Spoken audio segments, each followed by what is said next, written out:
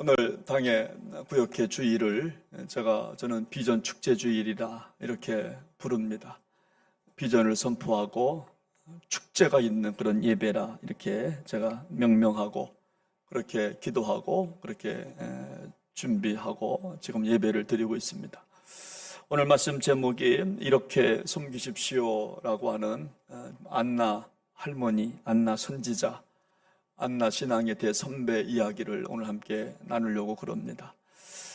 먼저 이 시간 말씀을 좀 나누기 전에 우리 교회 그 안나와 같은 우리 교회를 섬기셨다가 먼저 소천하시건 먼저 천국 가신 금년도 우리 세 분을 잠깐 사진으로 한번 영상으로 한번 비춰드릴 터인데 우리 한번 좀 기념하는, 다시 한번 그분들의 신앙을 한번 돌이켜보는 그런 시간을 잠깐 갖도록 합니다. 우리 김시중 권사님 한번 우리 교회에서 신앙생활 하시다가 우리 김덕수 장로님 우리 남편 부근 되시는 분이시죠. 그래서 신앙생활 하시다가 이제 천국 가셨습니다. 아마 권사님 나름대로 교회를 섬기셨다 생각을 합니다. 또 우리 최병섭 권사님, 우리 최장로님, 우리 아버님 되시는데, 하여튼 이 땅에서 권사님 직분을 받으시고 또 교회를 섬기시고 또 아들을 또 장로로 세우시고 충성스러웠던 교회를 섬기셨던 우리 권사님이라 그렇게 생각을 합니다. 또 저는 잘 모르는데 우리 장계식 권사님 이제 그 인천 쪽 십자병원에서 장례를 치르시고 이곳에 오셔서 아마 안치가 되신 것 같습니다. 제가 그때 참여를 못했는데, 그래서 우리 장계식 권사님께서도 제가 잘은 모르지만 교회에서 충성하셨던, 기도로 헌신하셨던 분이라 제가 그렇게 들었습니다.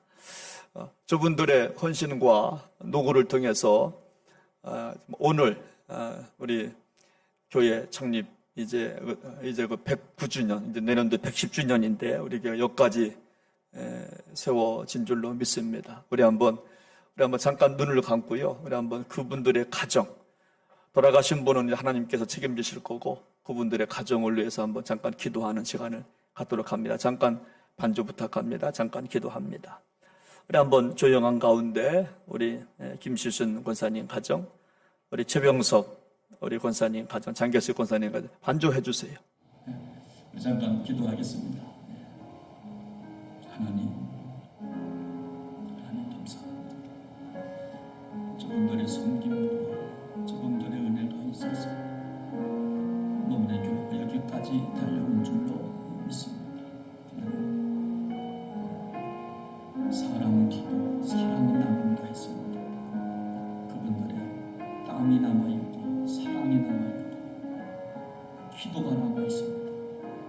그들의 기도가 자손들을 살리는 줄로 믿습니다. 그들의 땀 흘림이 교회를 살리는 줄로 믿습니다. 누군가가 심지어는 어떻게 거둘 수 있다는 말입니까? 이 땅의 모든 부모가, 이 땅의 모든 어르신들이 우리의 부모 아니겠습니까? 우리 신앙의 선배 아니겠습니까? 기억하시고 그 싸우니 뿌린 대로 거둔다 그 싸우니 그 거둠의 은혜를 경험하는 가정들, 교회 성도들 모두 되게 하시고 예배 가운데 성령님 임재하여 주시옵소서. 전비하신 예수님의 이름으로 간절히 기도하옵나이다. 아멘. 할렐루야.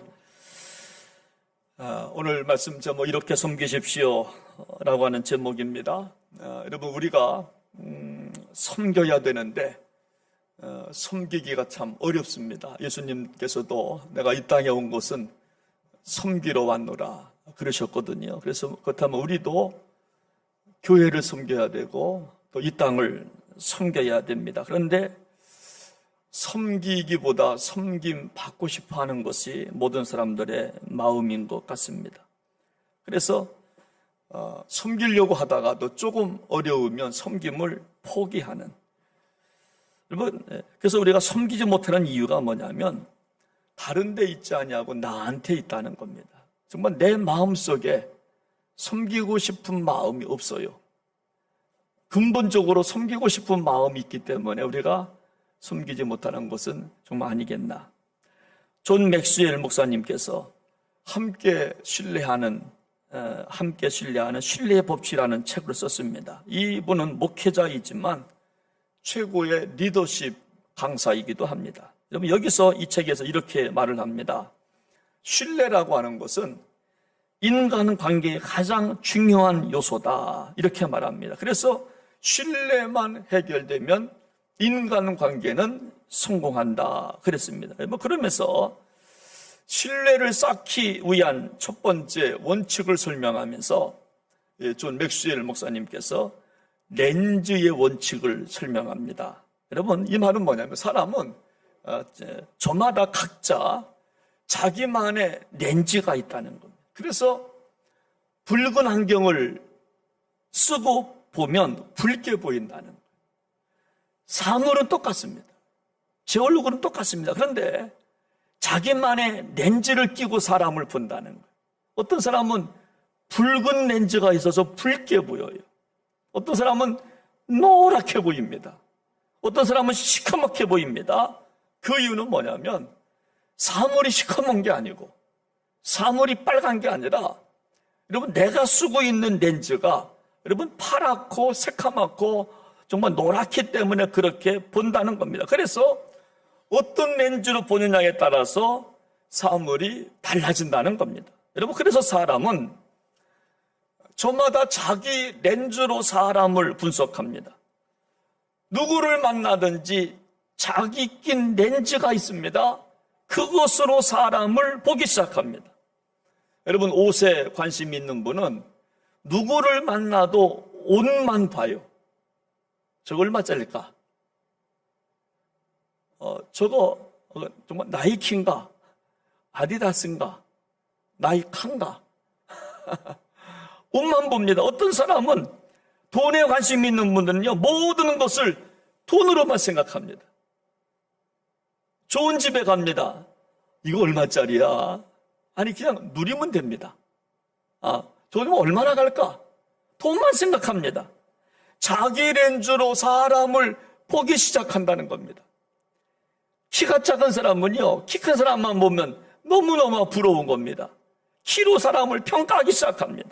여러분, 그래서 결국 우리가 왜 섬기지 못하는가 하면 섬겨야 하겠다는 마음보다 섬김을 받아야 하겠다고 하는 자기 렌즈가 있기 때문이라고 하는 겁니다. 다른 환경 때문에 섬기지 못하는 게 아닙니다. 그 사람 때문에 섬기지 못하는 것이 아니라 자기 렌즈를 끼고 있기 때문에, 그래서 그것을 바꾸기가 정말 어려운 겁니다. 여러분, 한번 그 가정을 돌아보시기 바랍니다. 남편과 아내 사이에서 대개 보면 섬김을 받게 해야 섬기지 라고 하는 분들이 대부분이에요. 섬김을 받게 해야지. 여러분, 정말 내가 먼저 섬기면 될 터인데 부부간에도 내가 섬김을 받고 싶어 합니다. 저희 어머님, 아버님 살아계셨을 때, 제가 어렸을 때 제가 귀가 따갑게 들은 소리가 있어요. 저희 어머니가 늘 하는 말이 있어요. 얘들아, 내가 지금까지 어떻게 살았는지 아냐? 이 말을 늘 하시죠. 내가 어떻게 살았는지 아냐? 불만이 많은 거예요. 불만이 많으신 거예요. 어느 스님이 그런 말을 했어요. 봄이 오니까 꽃이 피는 게 아니라 꽃이 피니까 봄이 온다, 이랬어요. 저도 가만히 이 말이 맞나? 봄이 와서 꽃이 피나 꽃이 피니까 봄이 온 건가? 여러분, 전자예요, 후자예요? 여러분, 정말 이분의 주장은 꽃이 피니까 봄이 왔다는 거예요. 여러분, 대부분의 사람들은 봄이 오니까 꽃이 핀다고 생각합니다. 여러분, 제가 이것을 이렇게 한번 적용해 봤어요. 그렇구나. 정말 내가 먼저 섬김의 꽃을 피우면 되지. 내가 먼저 섬김의 꽃을 피면 주변은 섬김의 상황이 오는 겁니다. 섬김의 계절이 오는 거예요. 누군가 먼저 섬겨줘야 섬김의 계절이 오는 게 아니라 정말 내가 먼저 섬김의 꽃을 피우기 시작하면 다 섬기더라, 그런 말이에요. 저는 오늘 이 아침에 그리스도인들 좀 어떻게 섬겨야 할까? 안나 할머니, 안나 선지자의 모습을 통해서 한번 확인해 보려고 합니다. 여러분, 안나 선지자는요, 오늘 본문에 보니까 결혼한 지 7년 만에 남편과 함께 살다가 남편이 먼저 돌아가셨어요. 여러분, 그리고 혼자 과부가 돼서 84년 동안 과부로 살았는데 성경은 이렇게 고백합니다. 혼자 과부로 살았지만 성전을 떠나지 않고 주야로 금식하며 기도함으로 섬겼다. 할렐루야. 37절이에요. 과부가 되고 84세가 되었더라. 이 사람이 성전을 떠나지 아니하고 주야로 금식하며 기도함으로 섬겼다. 여러분, 여기서 첫 번째 섬김의 중요한 원칙이 있는데, 우리가 섬기려면요, 자신의 환경을 탓하지 말아야 섬기는 사람이 된다는 거예요. 다시요, 우리가 섬기는 사람이 되려면 환경을 탓하면 안 된다라고 하는 거예요. 여러분, 당시요, 정말 예수님 당시 가장 불행한 사람을 두 부류로 나누었는데, 하나는 고아입니다. 고아를 불쌍히 여기라고 그랬어요. 고아. 두 번째는 과부를 불쌍히 여기라고 그랬어요. 제가 예전에 목회할 때 제가 과부 그러니까 어느 권사님이 쫓아왔어요. 목사님, 우리 교회에 과부가 많은데 그 말 좀 안 쓰면 안 돼요? 아니, 성경에 과부라고 나와 있잖아요. 솔로라고 써요? 아니, 과부, 뭐 좀 어떻습니까? 근데 과부라고 말하니까 그 말 좀 쓰지 말라고. 여러분, 성경에요, 과부와 고아를 좀 잘 돌보라고 그랬습니다. 여러분, 특별히 과부됨을 원망했습니다. 여러분, 안나는요, 가장 불행한 사람 가운데 한 사람이었습니다. 7년 동안 함께 살고 84년을 홀로 살았기 때문에, 여러분, 그런데도 오늘 성경을 보니까 섬겼다는 거예요. 84년간 홀로 살았지만 할머니지만, 여러분, 나이를 한번 계산해 봤어요. 7년 플러스 84년, 그러면은 93세에다가 결혼을 15세, 16세쯤 했다고 그래도 아마 그 100세가 넘어갑니다. 100세가 넘으시는 그 안나 할머니가 환경을 탓하지 아니하고 금식하며 기도하며 섬겼다. 성경은 그렇게 기록하고 정말 있는 것입니다. 사랑하는 여러분, 여러분들은 무엇 때문에 섬기지 못하고 계시는지요? 어떤 환경 때문에, 어떤 이유 때문에 섬김을 거부하시고 섬김 받으려고 정말 하시는지요? 오늘 정말 안나를 배우시기를 바랍니다. 안나 선지자는요, 환경을 탓하지 아니하고 환경을 뛰어넘어서 하나님을 섬긴 줄로 믿으시기를 바랍니다. 어느 사람이 물었습니다. 당신은 어느 도시에서 살 때 가장 행복했습니까? 어느 도시에서? 여러분, 이 남편은요, 남편이 군인이기 때문에 한 번은 전라도, 한 번은 경상도, 한 번은 뭐 강원도, 여러분, 그러면서 이렇게 막 돌아가시는 분입니다. 여러분, 그러니까 여러분, 그분한테 물은 거예요. 당신은 어디 도시에 살 때가 가장 좋았습니까? 가장 행복했습니까? 라고 말을 하니까 여자 집사님이 그렇게 말하는 겁니다. 제가 지금 살고 있는 곳이 가장 행복해요. 할렐루야. 지금 살고 있는 것이 가장 행복합니다. 근데 우리는요, 많은 사람들은 이 지긋지긋한 동해 아닌가요? 이 지긋지긋한 가정, 이 지긋지긋한 대한민국, 이 지긋지긋한 한국이라고 우리는 말을 좀 한다라고 하는 거예요. 여러분, 지금 이 자리가 가장 좋다고 생각하면 섬길 수 있어요. 정말 내 앞에 있는 사람이 가장 중요한 사람이라고 생각하면 섬길 수가 정말 있는데, 우리는 정말 그런 마음이 정말 없기 때문에 섬기는 정말 부족한 것입니다. 제가 목회할 때, 인천에서 목회할 때 그런 일이 있었습니다. 교회에서 부목사님을 청빙을 했습니다. 근데 부목사님 청빙이 갔는데 3개월이 지나도 부임 결의서를 제출을 안 하는 거예요, 감리사한테. 저는 속았어요, 3개월 동안. 제출했는 줄 알았어요. 근데 3개월 동안 제출 안 하고 가만히 갖고 있는 겁니다. 제가 불렀습니다. 목사님, 정말 이유가 뭡니까? 그랬더니 하는 말이, 자신은 이 교회에서 섬길 자리가 아니라고 생각하고 있다는 거예요. 제가 그런 분도 봤어요. 이 자리가 섬길 자리가 아니라니요. 무슨 말씀인지요? 더 큰 교회 하고 싶대. 그래서 그래. 빨리 가시라고. 빨리. 더 큰 교회가 어떤 교회가 더 큰 교회인지 모르지만 빨리 가시라고. 여러분, 자기 자리가 가장 좋지 못하다고 생각하니까 떠나려고 하는 겁니다. 섬김이 없는 겁니다. 이 자리가 가장 좋은 자리라고 생각하면 섬길 수가 있는데 아니라고 생각하니까 떠나려고 하는 겁니다. 여러분, 또 어떤 사람들은요, 나는 나이가 많아서 섬길 수가 없어요, 목사님. 나는 물질이 없어서 섬길 수가 없습니다. 연약해서 섬길 수가 없습니다. 아니요, 생각해 보면요, 정말 나이가 젊었을 때도 있었어요. 물질 있었을 때도 있었어요. 근데 그때 지나가 버린 거예요. 섬길 기회를 놓친 거지요. 사랑하는 여러분, 생각해 보시기 바랍니다. 나는 섬겨야 할 이유가 없는가 생각해 보십시오. 나는 섬겨야 될 이유가 있나 없나? 구원받은 우리가 섬겨야 할 정말 이유는 좀 없는가 한번 생각해 보십시오. 건강 주셨는데, 가족 주셨는데, 아이들 주셨는데, 좋은 교회 주셨는데 말입니다. 여러분, 안나 선지자는요, 여러분, 자기 자리 환경에 따라서 좌우되지 아니하고 그 할머니는 그 자리에서 정말 나이가 100세가 넘었지만 그 자리에서 금식하며 기도하며 섬긴 줄로 믿으시기를 바랍니다. 저는 지금까지 목회하면서 3번을 교회를 제가 이임해 봤습니다.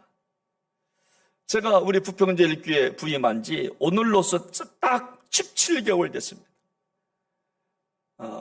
작년 7월 16일 날 이사하고 18일 날 첫 부임 예배하고 오늘 12월 18일 날 제가 설교하고 있습니다. 저는요, 지난 일들 생각해 보면 제가 우리 교회 부임하니까 많은 친구 목사들, 후배 목사, 선배 목사 하는 소리가 똑같아요. 왜 인천에서 강원도로 왔냐고. 왜 대도시에서 소도시로 왔냐고. 제가 느낀 게 뭐냐면 패배의식이 있더라고요. 패배의식이 있습니다. 자기 자리가 좋다라고 하는 생각을 못 갖는 겁니다. 자기 자리가 좋다. 저는 목회지를 옮기면서 저는 특징이 하나가 있는데 뭐냐면 저는 지금까지요, 더 안정적인 교회를 저는 가보지를 못했어요. 가서 열심히 하다 보니까 안정적 교회가 됐고 교회가 부흥했을 뿐이지. 그러니까 사람들은 말합니다. 저 김해 목사 바보 아니야? 여러분, 저는요, 지금 목회제가 저는 최고라고 저는 생각하고 저는 지금 정말 있는 줄로 믿으시기를 바랍니다. 그런 마음 갖고 섬기는 겁니다. 지금 있는 것이 최고지. 그런 마음을 갖고 섬기기 시작하니까 열매가 나타나는 줄로 믿으시기를 바랍니다. 지금 안나는요, 지금 상황을 원망하지 않아요. 남편이 먼저 죽고 84년 동안 지금 상황을 원망하지 아니하고 최선을 다하고 섬긴 줄로 믿으시기를 바랍니다. 오늘 정말 나오신 여러분들한테 부탁드리고 싶은 것은 지금 우리 교회가 가장 좋은 교회라고 생각하시고 섬기시기를 바랍니다. 그러면 충성하셔서 정말 있는 것입니다. 여러분, 그렇다면 우리가 환경을 넘어서 섬기려면 2가지가 필요한데 2가지 짧게 설명을 합니다. 첫째는 뭐냐면 우리가 환경을 넘어서 우리가 섬기려면요, 성전을 떠나지 말아야 한다. 성경은 말합니다. 우리 한번 37절 말씀을 함께 좀 읽어보겠습니다. 시작. 과부가 되고 84세가 되었더라. 이 사람이 성전을 떠나지 아니했다. 여러분, 안나 할머니는요, 어떻게 환경을 극복하고 그 자리에서 섬겼는가 하면 성전을 떠나지 아니했어요. 할머니라고 그래서 성전을 떠나지 아니했어요. 힘이 없다고 성전 떠나지 정말 아니했습니다. 여러분, 이 말은요, 날마다 교회에 있으라 그런 말이 아니라 은혜 받고 삶의 자리에 가서 그리스도의 향기를 드러내라, 그런 말이에요. 교회에만 있으라는 말이 아니라 은혜 받은 것 가지고 삶의 자리에 나아가서 향기를 드러내라, 그런 말이에요. 종교개혁자 마틴 루터는 이런 말을 했습니다. 주일 오후에 예배 드린 이후에 교회 문은 잠궈버려야 한다 그랬어요. 교회 있지 말라는 거예요. 예배 드리고 교회 있지 말고 나가서 섬기라는 거예요. 세상 속에 나가서 빛이 되라는 겁니다. 오늘 좀 안나 선지자는 성전을 떠나지 않아요. 주님을 떠나지 아니했어요. 100세가 넘었는데도. 우린 그러잖아요. 목사님, 저 나이가 얼마인지 알아요? 무슨 봉사예요? 나 힘이 없어요. 저는 좀 안타까운 게 그런 분들이 있어요. 나이를 드시면서 옛다 모르겠다. 그리고 한잔해요. 옛다 모르겠다. 교회 안 나와요. 옛다 모르겠다. 점점 갈수록 좀 신앙이 좀 아름다워져야 될 우리가 나이를 먹으면서 성전을 좀 떠나는 분들이 의외로 많아요. 의외로 많아요. 오늘 좀 안나 할머니는요, 힘들고 어렵지만 성전을 지킵니다. 기도하면서 금식하면서 섬기기 시작합니다. 두 번째로 환경을 뛰어넘어 섬기려면 모든 일에 영적인 가치를 부여해야 한다는 거예요. 오늘 본문 37절 말씀을 다시 봅니다. 거기 보니까 하반절에 주야로 금식하며 기도함으로 섬겼다 했습니다. 여러분, 안나 할머니는요, 영적인 가치를 금식과 기도에 둔 거예요. 영적인 가치를 금식하는 것과 기도하는 것에 둔 거예요. 그리고 84년간 홀로 살았어요. 나이가 100세가 넘은 할머니가 뭐로 섬기겠어요?